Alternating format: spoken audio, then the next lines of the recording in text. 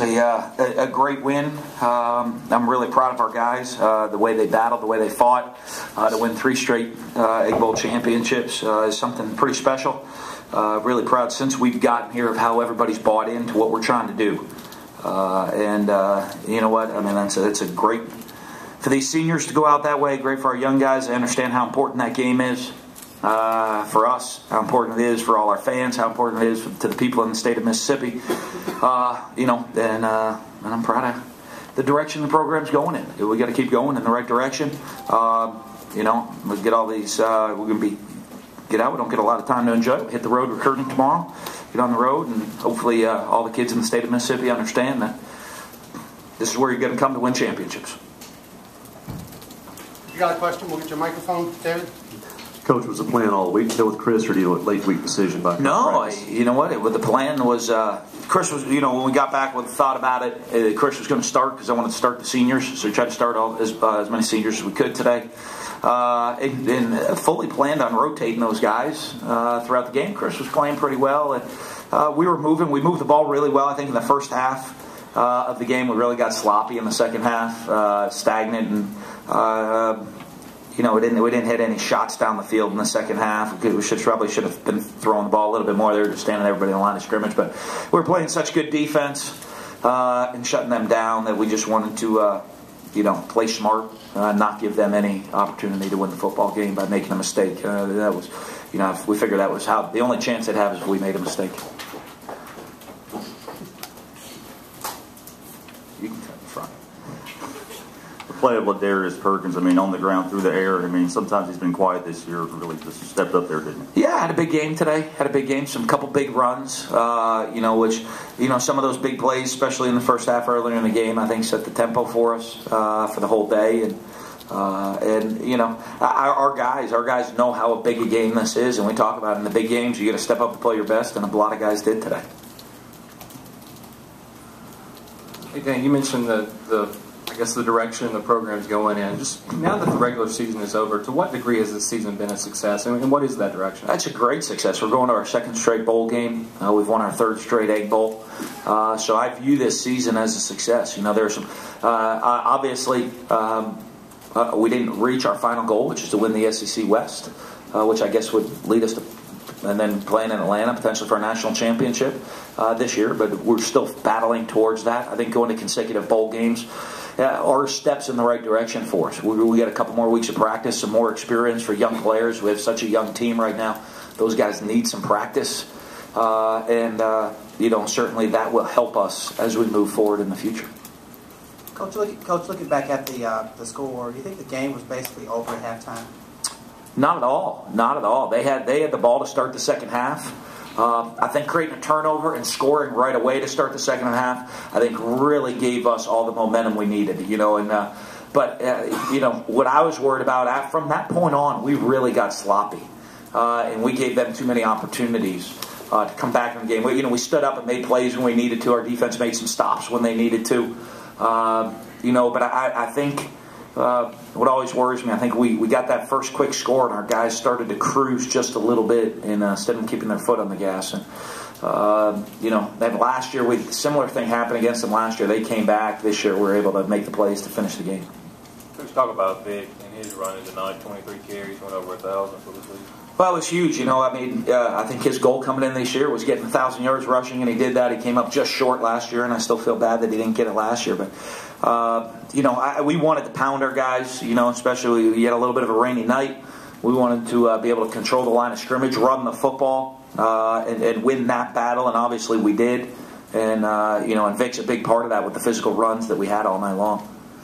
You talk about that 98-yard touchdown drive, real long, obviously. Chris Relf, he seems to do that in every Egg Bowl. He's got one of these long drives. Yeah, you know what?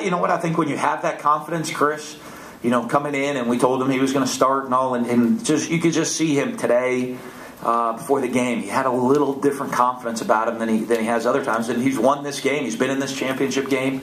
That's his. I think 2-0 as a starter, but played significantly his sophomore year and his other win. And so, I think when he knows himself, he has a lot of confidence playing this game, playing his best. And I thought he did an excellent job managing. He missed a couple throws here and there. Threw in the coverage on the interception. But overall, I thought played the ball, set the tempo for the game early, and then managed the game the rest of the way. Dan, it's pretty clear the middle of Ole Miss's defense was what you were targeting. Were you pleased with how you were able to attack that and how you were able to get big plays? Yeah, for the most part. As the game wore on, I think we got sloppy. At least they,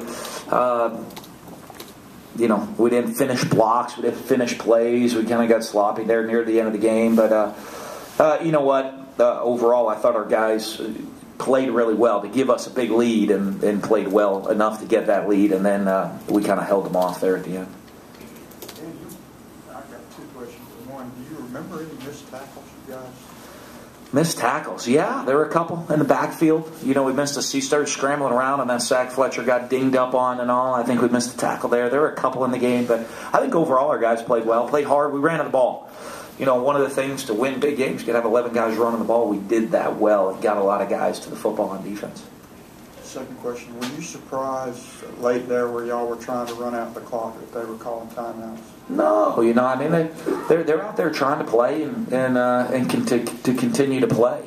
To be honest with you, because we were playing. I probably could have done a better job making sure the clock got down to 1 before we snapped it every play. But you know what? We had all our backups. We're in the game at that point, and so we're just going to let those kids just go play. They've earned their playing time. So, I don't mind that. I'm proud of all our young kids. All our backups are in the game. And they make a goal line stand there to finish the game off. Really proud of them because they had a lot of their starters still in. So that was great for us. Coach, you're up 28-0 early in the third quarter. They drive down to the 10-yard line. Were you surprised they kicked a field goal there? You know what? No, because I think they wanted to make sure they got points on the board, and there was still a lot of time in the game. Like I said, that was a time in the game right there where you're looking as a coach. I'm looking at the clock, very worried. Our guys, it looked like we'd started to slow and cruise for a second. And there was still a lot of time left in that football game. It was a great stop to hold them to a field goal touchdown. I think would have created even more momentum for them. But I think they wanted to get points on the board, see if they could get a defensive stop, and and waiting for that weather to open up, which is supposed to hit us, and it never really did. I was worried if that came down. That gets to be one of those situations. If we're down deep in our end and all of a sudden the skies open up, they have field position the rest of the night is rough duty. So, but we did a good job. The punting team flipped the field. Punt team Baker flipped field position a couple times, which was huge for us. Coach, comment on how valuable this is to get the extra practice time, for the bowl game for the younger players. Well, it's obviously huge for us. To go to 2 straight bowl games is enormous. It's the right direction for the program to go in. It gives us a lot of extra time. Looking forward to finding out where we'll be going here in the next week. So, great thing about the Southeastern Conference, we have a lot of great bowl games to go to. I know our fans will be excited and to get to see this team one more time. And the bowl games are a celebration, so I expect our fans to come out, our players to come out. It's a great celebration for a successful season. Coach, you mentioned going out to recruit. Because of the outcome of the game tonight, does this make this week of recruiting even more significant? And what's your strategy going forward? I don't think our schedule will change a whole lot. For the coaches, we'll have a big meeting tomorrow, get everybody scheduled out where everybody's traveling around to go.